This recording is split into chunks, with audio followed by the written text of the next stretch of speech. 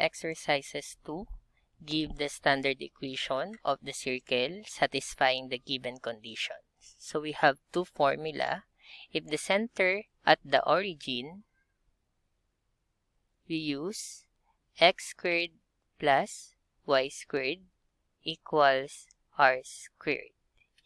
If the center is not at the origin, h comma k, we use the formula of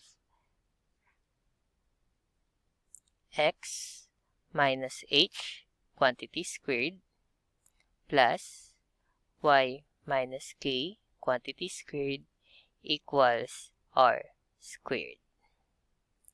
Number 1, center at the origin, reduce 4. So we use the formula of x squared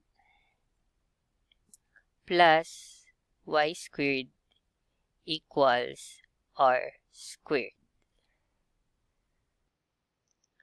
What is the value of r, or the radius? Radius is equal to 4. Substitute to the formula x squared plus y squared equals r is 4 quantity squared. Get the square root of 4, which is x squared plus y squared equals 16. Therefore, the standard equation for number 1, we have x squared plus y squared equals 16. Let's have number 2, center 0, 0 and radius is square root of 5. Since the center has coordinates of 0, 0, this is said to be the origin. So we use the formula of x squared plus y squared equals r squared. Just look for the value of the radius, which is r is equal to square root of 5. Substitute the value of r, or the radius, to the equation. We have x squared plus y squared equals the square root of 5 quantity squared. X squared plus y squared equals cancelled out, square root and squared, we have 5. Therefore, the standard equation for number 2, we have x squared plus y squared equals 5.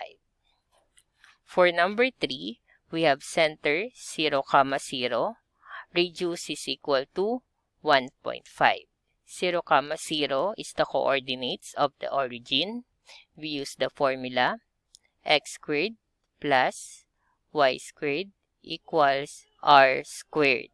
Substitute the value of r, which is 1.5, to the formula. We have x squared plus y squared equals 1.5 quantity squared. What is the square root of 1.5? Is 2.25. So we have x squared plus y squared equals 2.25. And that will be the standard equation of the circle for number 3. X squared plus y squared equals 2.25. Let's have number 4. Center at 3, negative 5 and with the radius of 6. Since the center is not at the origin, we use the formula of x minus h quantity squared plus y minus k quantity squared equals r squared, where the value of h is 3 and the value of k is negative 5 and the value of r is equal to 6. Again, the formula x minus h quantity squared plus y minus k quantity squared equals r squared.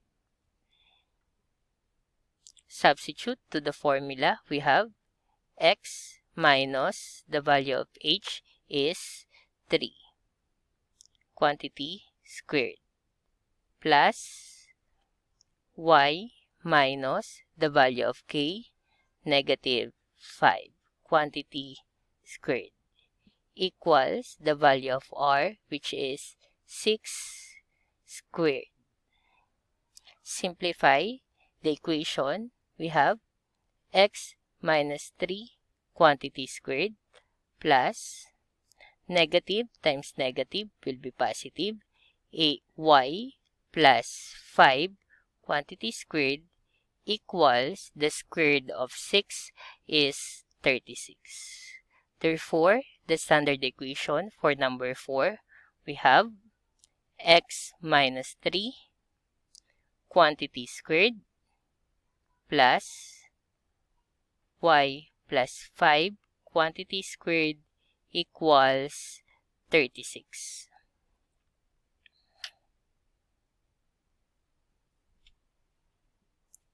For number 5, we have center at negative 4, 3 and reduce square root of 7. We use the formula x minus h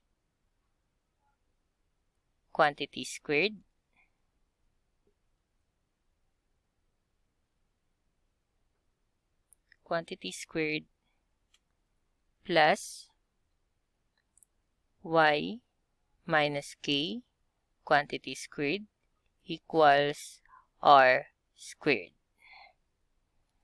where the value of h is negative 4, the value of k will be 3, and the value of r square root of 7. Substitute to the formula x minus the value of h, negative 4,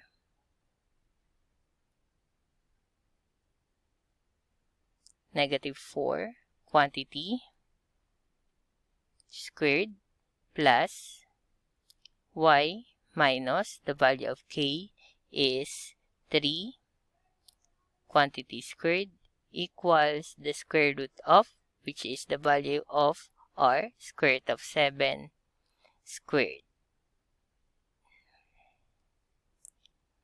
Simplify the equation. We have x negative times negative will be positive, positive 4 quantity squared plus y minus 3 quantity squared equals the square root of the square root of 7 is 7. So for number 5, we have x plus 4 quantity squared plus y minus 3 quantity squared equals 7. For number 6, we need to identify the coordinates of the center. H, K. The coordinates of the center H, K, H will be the x coordinate and K will be y coordinate.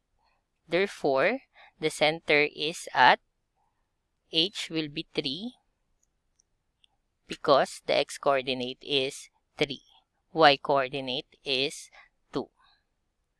Radius is equal to, from the center to any point of the circle, we have 1, 2, 3. We have 3 units from the center.